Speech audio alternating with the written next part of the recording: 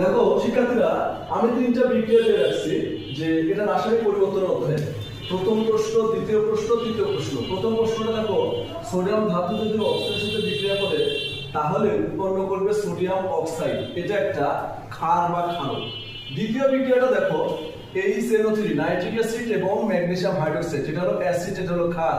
তাহলে বিক্রিয়া করে কি তৈরি করবে? লবণ এবং পানি, অর্থাৎ ম্যাগনেসিয়াম নাইট্রেট প্লাস পানি। তোমরা সমতা করবে, কিন্তু এই বিক্রিয়াকে বলা হচ্ছে কি বিক্রিয়া? প্রশমন বিক্রিয়া।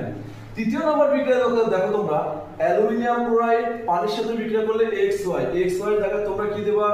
Aluminium hydroxide, aluminium hydroxide plus কি থাকবে?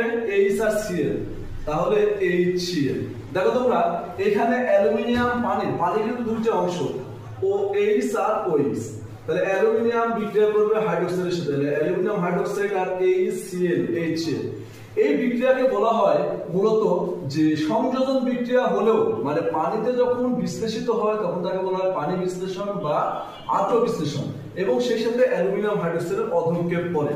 তাই আমাদের রাসায়নিক বিক্রিয়া বলা হচ্ছে 2 এবং 3 কি একই ধরনের রাসায়নিক বিক্রিয়া? মানে 2 নাম্বার হলো প্রশমন বিক্রিয়া, 3 নাম্বার হলো অধঃক্ষেপণ বিক্রিয়া। এই জন্য এই দুইটা বিক্রিয়া কিন্তু একই না। এটা ঢাকা বোর্ড 2023 সালের প্রশ্নের সমাধান।